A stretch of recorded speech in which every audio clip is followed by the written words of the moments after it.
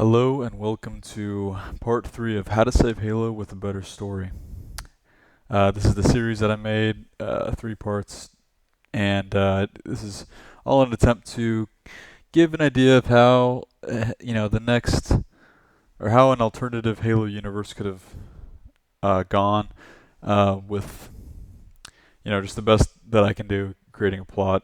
And so I'm not focusing too much on like gameplay or anything like that uh, as a reminder, but anyway, so here's what I have so far here for part 3, and then that is going to conclude our trilogy, um, which would take the place of Halo 4, Halo 5, and Halo Infinite. Okay, so just to recap real quick, the Chief just was introduced to Faber, the Master Builder, who was located deep within the New Covenant territory. So after they talk and Chief, fought his way there, but then Faber, what he does is, he calls off the Monitor and the Sentinels and all of the Forerunner machines who were previously mad at the Chief. So he calls them off and says, um, basically to forgive the Chief and the humans for doing what they're doing, because it's frankly understandable from his perspective as somebody who fought the Flood for, um, centuries or whatever. Um, okay, so what happens now is the Chief and his team are going to head back towards Requiem to uh, to to allow the Infinite to go inside. However, on his way there, a UNSC frigate communicates to the Chief and his aircraft that they're marked for termination, essentially. So they just start opening fire on the Chief and his team, which is the Arbiter and some other Spartans. Of course, this is Locke, because Locke is Oni, and Oni does not like the problems that Chief has been causing for them. Um, as he is very vocal about how Oni is the originator of the Flood. So this is a problem for Oni, and Oni's through Locke is Oni, is going to take out the Chief and eliminate him. Um, he tries to do this, however, as they're flying back in through space, the uh, Oni Locke gets a distress signal from a research station nearby, and so he abandons the fight and goes towards the distress signal, which actually is a research station where they're doing flood research. And this is when the Chief and his team follows Locke, and there was an outbreak of flood in this research station, and the reason Locke went is because Catherine Halsey is located there. So uh, Chief fights Locke in that research station. Chief traps him in a room with the Flood and just lets him get infected and die, essentially. So Locke is infected and destroyed by Oni's creation, the Flood. It's kind of poetic, I think. But also they rescue Halsey, who's been in this research station and up until now was just a hologram, um, and she had claimed to know nothing about the Flood and how it was originated. Um, anyhow, so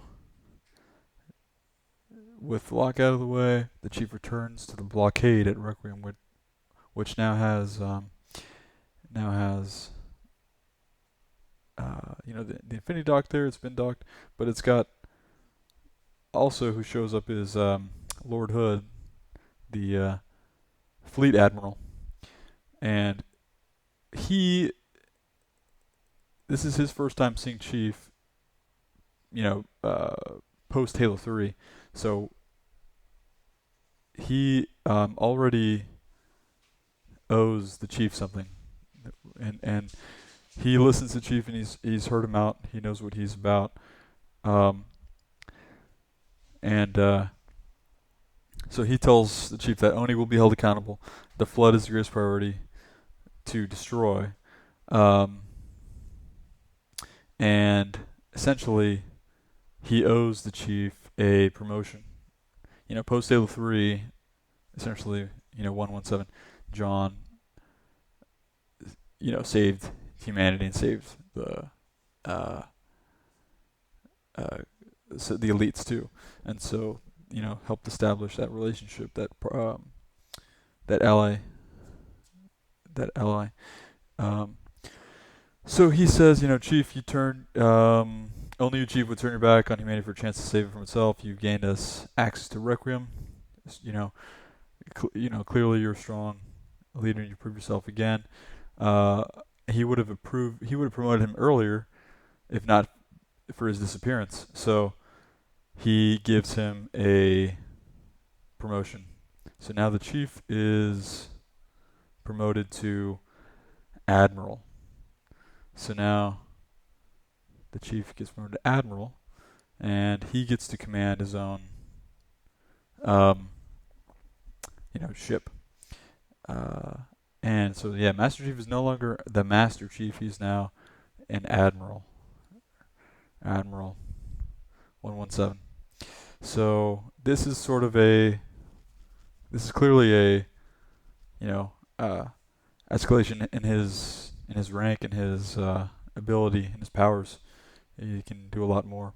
So Miranda knows her mother lied about having no knowledge. So she knows that she may have to stand trial for her research and for her knowledge.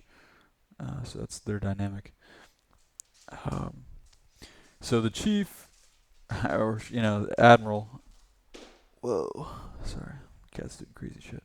Okay, so now the Chief wants to essentially take the fight to the Covenant. Take the fight to the Covenant on the ring, that they have a stronghold at. So now's their chance to destroy the Flood and force the Covenant into submission before they gain control over foreigner technologies and turns the tides of the war. So, follow me. Essentially, he's now commanding, and the elites, the good guys, the good elites, are in that, in that fleet, in those ships that are going to go fight. So, that's what they do. They go to the Stronghold Ring, which they've been located at, which they had previously encountered them on, and they're going to try to find the Covenant leaders and eliminate them. So here is a giant, space battle that's going to occur.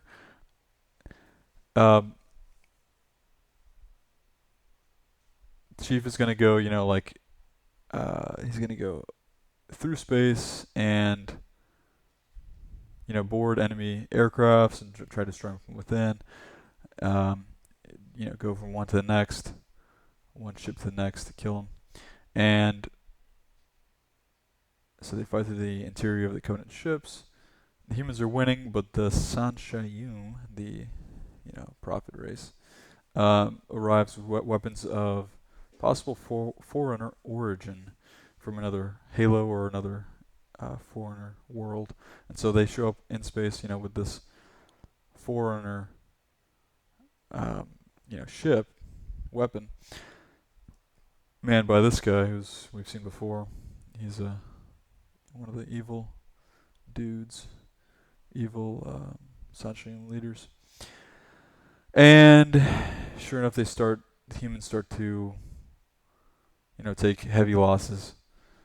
The humans and the elites, the good elites. At which time the flood shows up, and they're commandeered, pirated aircrafts, and this is when 117 Chief calls, Admiral Chief, whatever, Admiral 117 calls to for his for his whole fleet to retreat back to Requiem, and he knows it's a losing fight. So he calls on everybody to retreat, but he crash lands his damaged Covenant corvette on the Halo ring, and he pilots it straight to the library. So if you know where the library is, you probably know where this is going. If you know what the library holds, and so there he has to fight through, fight up to get to the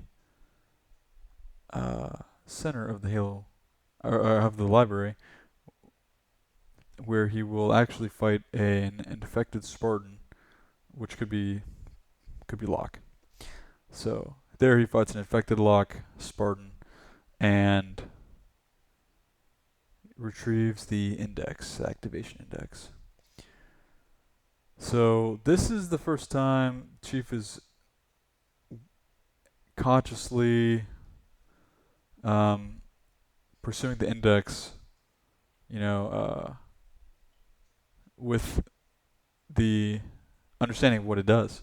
So he knows what the index does. He's not being tricked by the monitor. He's going to retrieve the index to activate the Halo ring. Up to so now he's got to get from the library to somewhere where he can activate the ring. So he is fighting his way there, through different levels, and he's working his way across the Halo ring to get to the control room. And he receives reinforcements, hell jumpers, from a ship that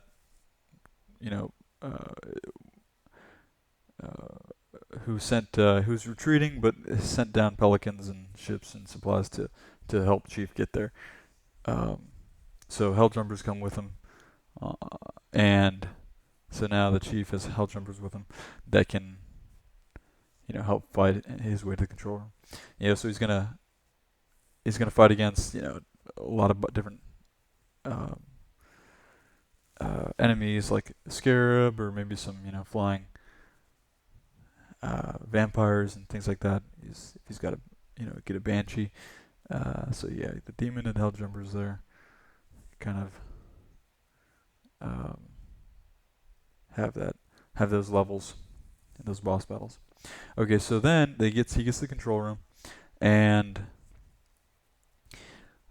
he's got to fight his way inside through Flood or Covenant, and this is where actually some of the elite leaders show up, possibly with some brutes, and confront these elite leaders confront some brute chieftain, confront the Arbiter and the Chief, who are trying to activate the rings. These two know it's a suicide mission, but the Flood is returned. The new Covenant is more dangerous than the previous Covenant, because they want to use the rings and use foreign technology against the humans, and they've already gotten that ability, so they pose a real threat. And the Chief and Arbiter know that Requiem will shield the humans and the good elites from the blast of the ring, so that's a sacrifice they've calculated out.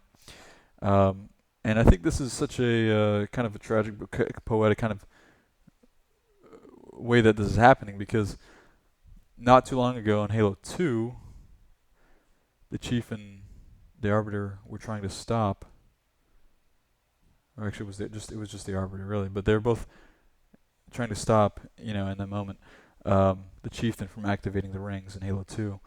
But now it's the reverse. So this Covenant leader, is trying to persuade him, like, there's another way. Talking to his fellow elite here, brother, we have we have we have to find another way to destroy the Flood without activating the rings, because these guys actually don't believe in the Great Journey. So they want to live. So such a I think it's a poetic kind of turn of events here. So Miranda Keyes, which actually she was there the whole time, she had an ODST helmet on, so she takes it off, grabs the ring, grabs the activation index while these guys are fighting, and activates the ring. So now Chief and Arbiter and his team have to fight, these guys to fend them off from deactivating the rings, which they can do. So, of course, they succeed. The Chief and Arbiter succeed in defending off these bosses, right? However, the ring is activated, and they've accepted their fate, essentially. They've all accepted their fate. But then, a waypoint on their, on their HUD shows up, and it's telling them to go to a location that's, maybe a few miles away. So they have to fight their way there, get a Warthog, fight their way there through rolling hills and, sprawling valleys and mountainous terrain here. And they've got to, get to that waypoint. In which, when they arrive there at that waypoint, Faber, the master builder, is waiting there with a ship, his Forerunner ship. So, Deus Ex Machina, this guy shows up and essentially tells, Chief, Cortana, to take it and escape. And, he said, I'm just going to stay here and go down with my rings, with my creation. Every one of my kind is gone. So this is, the fate that I accept. And he's old, and so he's been fighting too long anyway. So he essentially now he believes that, humanity will take care of what needs to be done, and he's going to pass the torch. So he lets Chief and Arbiter and Miranda Halsey go and take a ship. And so they escape because this, ship, Forerunner ship, is capable of